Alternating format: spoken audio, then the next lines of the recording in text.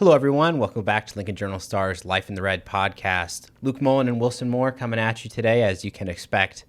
For the rest of the spring, our wonderful coworker Amy has decided to down a third. Yeah, decided to go on vacation and leave us here. How rude! But hope she's having a good time. She'll definitely be tuning in, I'm sure. I would hope so. Yeah, absolutely. But we still have a lot to talk to, as we usually do. Our weekly episodes. This one, we have some brief football updates still. Spring football may be done, but there's always some details that get out. But really want to focus on the softball team today. They're heading into postseason play, Big Ten softball tournament. Still 2 weeks of the regular season left for the baseball team, but really big week coming up for the softball team. Looking ahead there to the postseason here in a minute. But let's just get into some football updates. As it is this time of year, transfer portal heavily involved, and we have some updates about some Huskers who have entered the portal, where they've landed. First one of note, quarterback Richard Torres. He's transferred to FCS school Incarnate Word, pretty close to his hometown there of San Antonio, Texas. So moving home close to the family, going down to the FCS level, that's where Torres is headed. And then a really interesting one, A.J. Allen, running back who showed a lot of potential, 4 years of eligibility left. He's headed to Miami. I think that's a pretty good fit for him, a really good landing spot. Yeah, absolutely. I think in his brief time at Nebraska, which, obviously he dealt some injuries and never quite got off the ground, but I think he showed he's an FBS caliber football player, if nothing else. So yeah, good landing spot for him, and a program in kind of weird situation right now, but that's a place where I think he can go play right away and do well. Yeah, no, I totally agree. I think that it's hard to say the offensive style, that every school is going to trot out there, as we sit here in May. But I think, Miami, the conference that they play in, if you have a strong running game, I think that they'll be able to do a lot of good things there in the ACC. But a big one that we really want to hit on, Casey Thompson, huge transfer news. It shook things up a little bit where Nebraska's quarterback situation was at. And you're kind of wondering, does he explore options, maybe find his way back? Well, that is definitely not the case. We just confirmed a couple reports today that he is headed on his way to Florida Atlantic. Our colleague Evan Bland from the World Herald had reported that he was visiting there about a week ago, but fully confirmed today, Casey committing there to Florida Atlantic. The connection there is his former head coach there at Texas, Tom Herman, now the coach there as well. And kind of an interesting one too, because he'd been looking at Auburn. There had been interest from a lot of other, like Power 5, SEC schools. The Auburn door kind of closed. Peyton Thorne, Michigan State transfer, goes there. But landing at Florida Atlantic, you'd think that's more of a playing time decision, right? Yeah, it's obviously a place where he's going to go in and start right away, as opposed to Nebraska or a lot of other Power 5 schools where he would have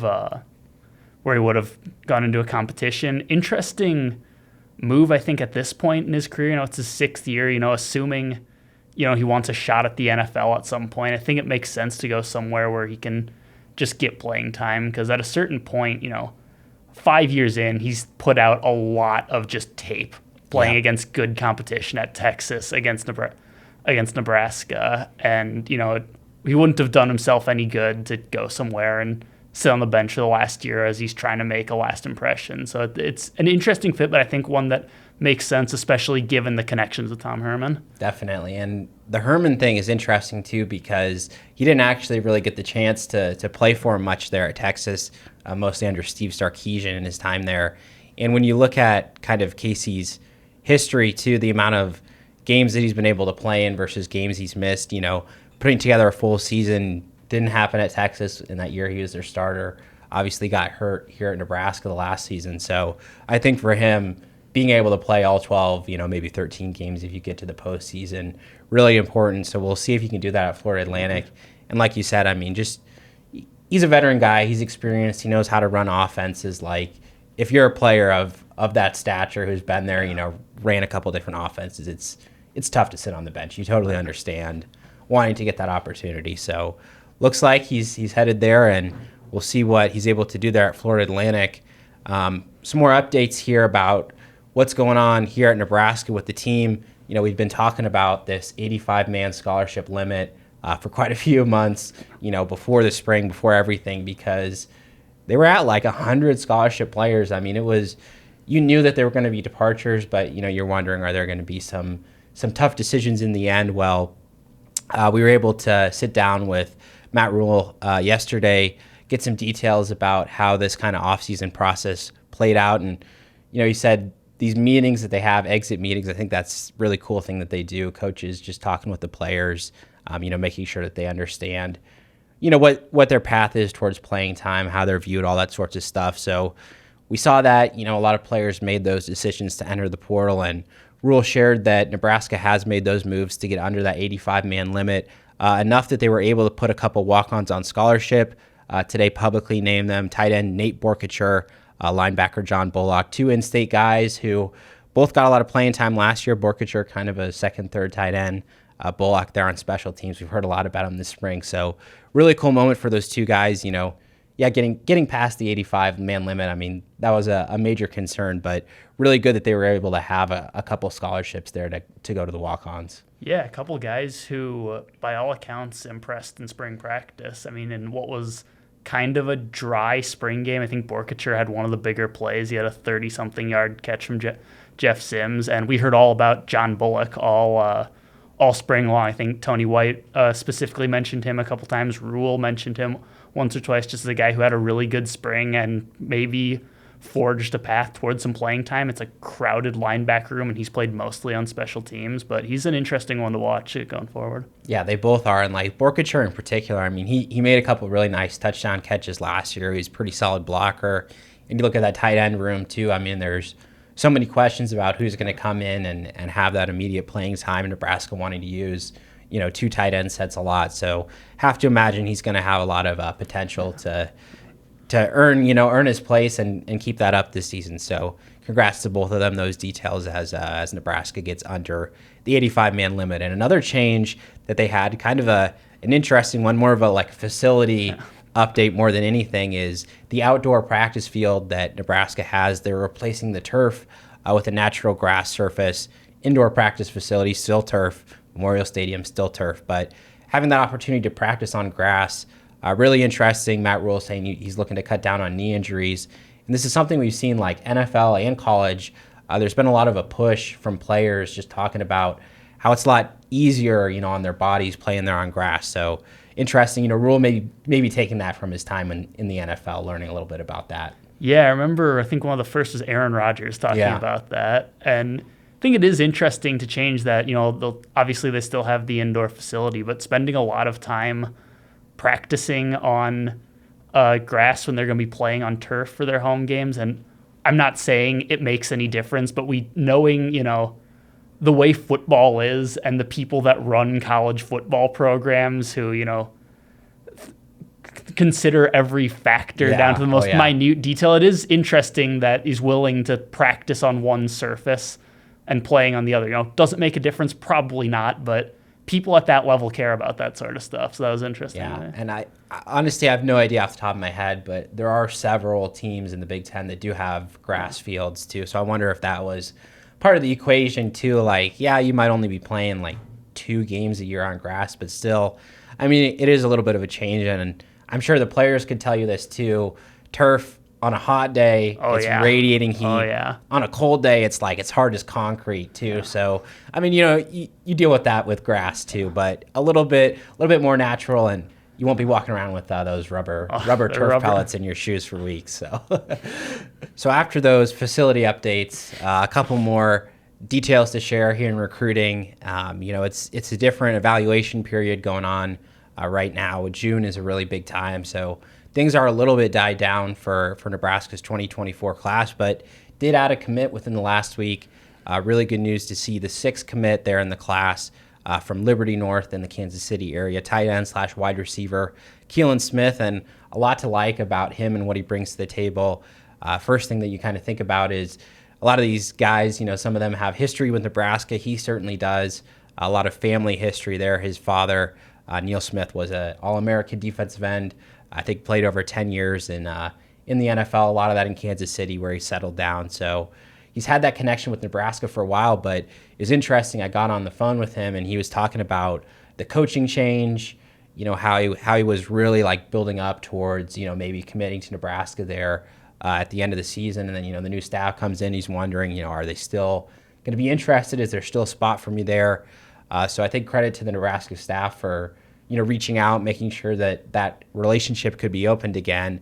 And once he was back here, got on campus again, it was a pretty easy decision for him. And a little bit about kind of his athletic profile, really good pass catcher, good speed, great hands. And the interesting thing, 6'3", so you're thinking that, that's more wide receiver size. But when I talked to him, he said he's still growing. So you never know. Add 2 or 3 inches, and he may very well have a future at tight end. Yeah, absolutely. Especially in an area that I think moving forward is a little up in the air for Nebraska.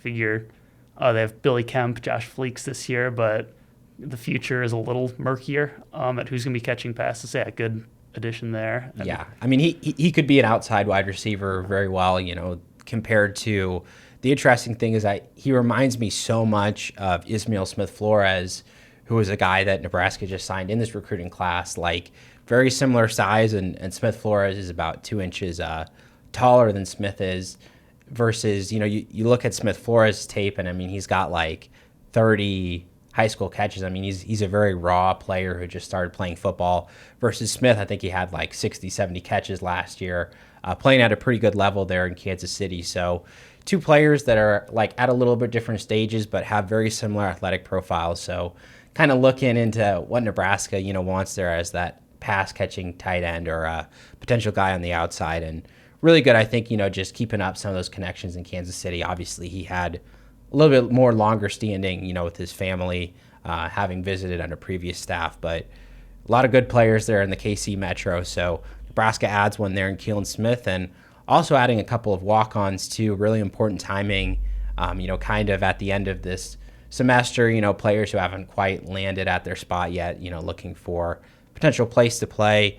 Just run through them very quickly. Statesboro, Georgia, defensive end Leslie Black, and Rancho Santa Margarita. Gosh, that's a good name for a town.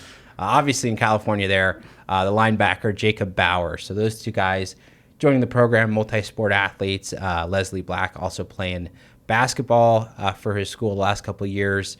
Had some offers, FCS, Division II junior college, but I think he's a fill out the depth there along the defensive line, a lot needed. And then really interesting to see Bauer. He seems to be a really talented rugby player, and I got nothing but respect for these rugby players. I mean, that is a brutal sport. A lot of physicality, too. Yeah.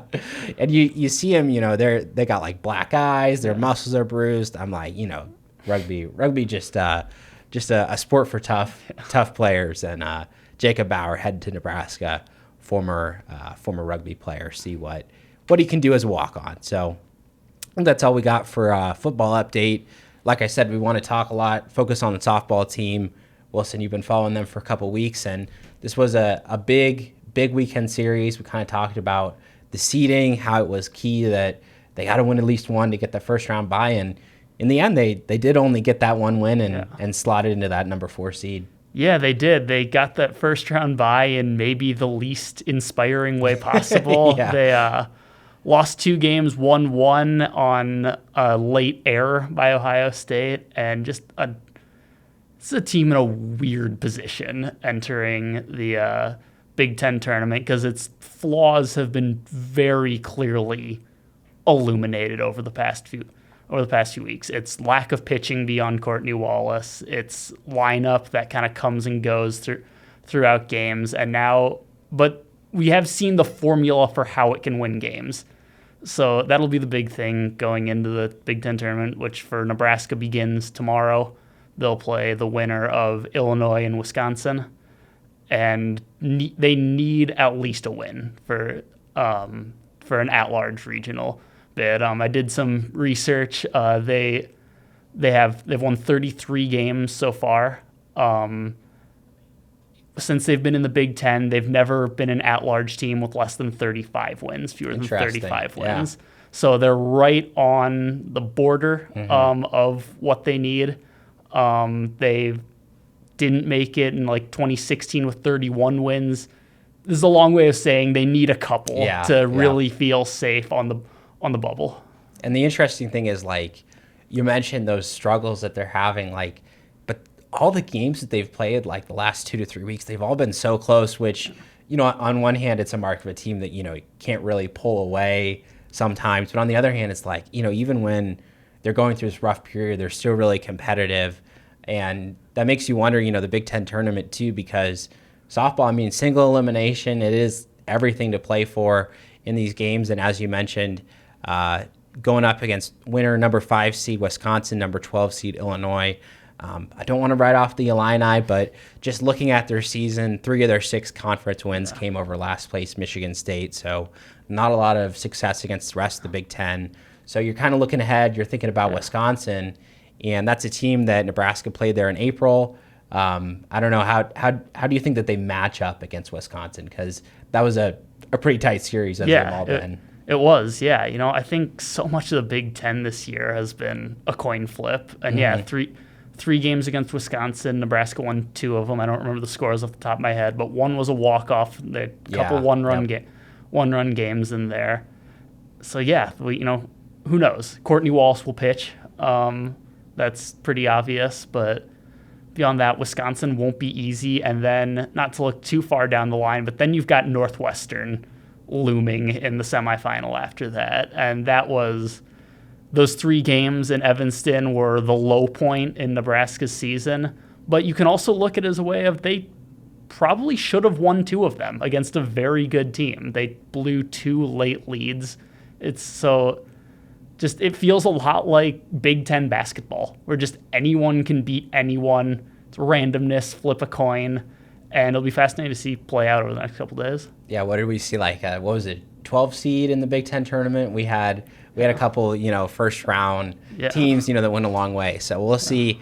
Again, don't write off Illinois just yet. You never know. But as you mentioned, for those postseason chances, looking at some different, NCAA tournament projections, it seems like Nebraska is really one of those number 3 seeds, like last 4 in, first 4 out kind of territory. And beating Wisconsin would be a huge one because they have a decent postseason resume, probably not good enough to get in, without going on a run there in the tournament as well. But the fact that they're almost at Nebraska's level, maybe just a little bit below in their postseason resume, that would be a big win. And then, obviously, as you mentioned, Northwestern, I mean, that's one of those top teams that would go a long way. So that's kind of what they're looking at. And I think kind of the interesting thing, too, when you look at their postseason resume is this is when you kind of look back to the non-conference and you're wondering, okay, what did they do in the non-conference? Like, are there any big wins to hang their hat on? Well, look at that Arizona win. Yeah. I mean, that at the time you're thinking, okay, that's going to be huge down the road. And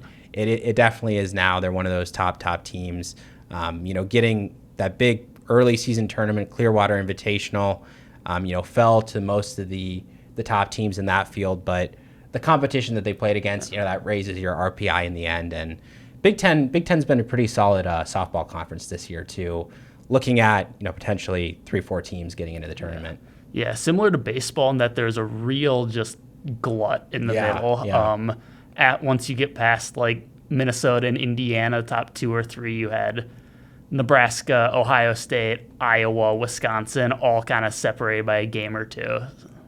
Yeah, so the margins are so thin, and as we mentioned, it's been some tight games. So they will get started there. It's the nightcap there tomorrow night. That is Thursday. So a lot of softball action to come. And if they were to win that one, they'd go back the next day again in the evening. Just that bottom half of the bracket. I don't know. I think you'd probably rather play a little bit later in the day than. Yeah. No, it's hard. Yeah. It's hard to get up for that 10 a.m. game to kick things off. I don't know who's a morning person, who's a night owl on the team, but yeah, that's right. Get the gravitas under the lights, the kind of extra. Yes, feeling. Big atmosphere. It feels weird playing a game at like 11 a.m. That's no doubt. Yeah. So we will we'll look forward to that. Wilson will have, of course, all the coverage. So follow him on Twitter, @WilsMoore_ for all the updates from Nebraska's Big Ten softball tournament. And with that regular season now completed, learned about some all Big Ten honors for players there on the team. Caitlin Kaneda, Billy Andrews, and Brooke Andrews all named to the all Big Ten first team, and more honors there for Kaneda as well. Yeah. She was the only player in the Big Ten to make all Big Ten first team, all freshman team, and all defensive team. So big week for her, big day for her after a big season where she kind of came out of nowhere. She was, I think, kind of a late commit to Nebraska from their kind of Southern California pipeline Rhonda Revell's established over the past 10 or so years. Just hit and hit and hit. Ended the season hitting 382, was over 400 for a lot of it. And then the other two, no real surprise there. Billy Andrews, all Big Ten for the third straight year. Brooke Andrews, her older sister, had kind of a breakout season at center field. So yeah, just good showing for Nebraska. Yeah. Maya Felder on the all-defensive team as well. Yeah, and all of those all-conference, honorees, they've all been such consistent hitters. Not just doing it. Sure there are peaks and valleys, but they've been doing it all year. Great job to them as well. And then Abby Newland, also the sportsmanship honoree. So that kind of rounds out the awards. Again, big weekend coming up for Nebraska softball. Their postseason chances on the line, a lot to play for. And when we're talking about postseason chances, conference tournament, moving on to the baseball team, things are still up in the air a little bit. We've kind of been going back and forth the last couple weeks, wondering how this Big Ten stretch was going to shake out. And going on the road to Maryland, knew it was going to be tough, best team in the conference.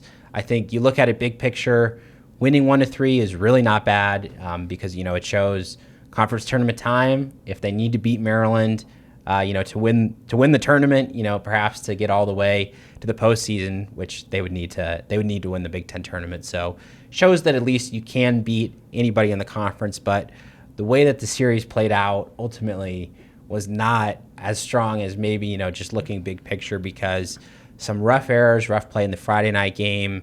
The Saturday game was the one that Nebraska did win, kind of on the backs of the long ball, which has been how they've won games this year. So when the home runs are flying out, they're winning. There were a lot of them all weekend.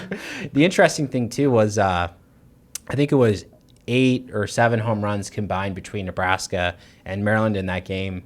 Second most of any Big Ten game this year, behind Nebraska and Northwestern, who combined for 9 in a crazy, crazy windy day at Haymarket Park. So, things are going well when you have the two games with the most homers. And also, I think it's like top 5 most homers in a Nebraska baseball season all time. So the sluggers are there, but, quickly going back to that Sunday game, Nebraska just gets destroyed 20-5. Bullpen day, you want your bullpen arms to come out and have a strong performance. But Maryland, their order is just tough. Like watching some of those games, I mean, they hit 1-9. There were not a lot of easy outs. Guys just putting the ball in play, not necessarily looking for the home run like Nebraska always does. This is something that head coach Will Bold has talked about a lot, needing the offense to produce, not just on home runs. They've had a lot of strikeouts too, which comes, when you have that home run approach. So seeing what they could do, these midweek games have really been a tough point in their season as well. And this most recent matchup there on Tuesday was a little bit of a mixed bag, good and bad, as it has been kind of the weird restart of a game. Always a weird situation when you're restarting a game, and it was even weirder when there's guys on base. It's a pressure situation at the end, and Nebraska only plates 1 run from its resuming, and then Creighton scores 2 in the next one to win that one. And then Nebraska does bounce back, to their credit, 7-4 win in that scheduled Tuesday night game. So they beat both Omaha and Creighton once this year, I think 2-4 against the in-state teams overall. So really poor showing from, these matchups that you expect Nebraska to do a good job in, and sets up a really, really interesting weekend series. Penn State coming to town for 3 games. As you kind of talked about, softball, baseball, we both have these crazy log jams in the middle of the conference. Nebraska is one of 5 teams with 10 conference wins. And, these are the teams that are projected to make the tournament, right? But you got to keep winning some games these last 2 series. And I think there's a lot of reason to be nervous, because just got to take 2 or 3 against Penn State, because the final series that Nebraska has on the road at Purdue, probably winning one of those games, then 3 of these next 6, I think, go 500. That puts you into the tournament pretty comfortably. But the concern that I have is a couple years ago, Nebraska needs to go on the road to Purdue, needs to win a game to make the Big Ten tournament, and rain canceled out the last game that they needed to play. Purdue was already in. They had no reason to worry about it, and it was Nebraska that got left out. So you never know what's going to happen. I'm just got to say there's some bad juju with going on the road to Purdue last week of the year, needing to make the Big Ten tournament. So a little bit of stressful couple weeks coming up for Nebraska baseball. Absolutely. Yeah. So we'll see. Emmett Olson, by the way, he took a little bit of a ball off the foot there in that Maryland game. Kind of concerned about his health, seeing if he's able to be back for this Friday start. Bolt expects him to be available. Maybe not his full workload. We'll see what that happens, what shakes out there. So final home series of the year, final home hosting over there at, Mullin Haymarket area now that the softball team, is into postseason play. So that kind of wraps things up for the spring season. They're hosting home events there over in that corner of Lincoln. So baseball team updates, softball team updates, again, those things will be going on this weekend, so stay tuned, journalstar.com. We'll have all the updates. Wilson will be your go-to for softball. We'll see how many games they get in, how big that is for their postseason chances. And yeah, that's probably our pod for today. I think we hit on a lot of good stuff. And did. As always, we appreciate all of you listeners coming back time and time again. We'll have a few more for you this spring again, following softball and baseball. Perhaps some football updates to come, as they always do.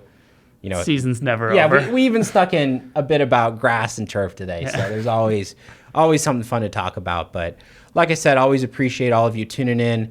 Thanks for listening to today's Life in the Red podcast. We'll see you next week.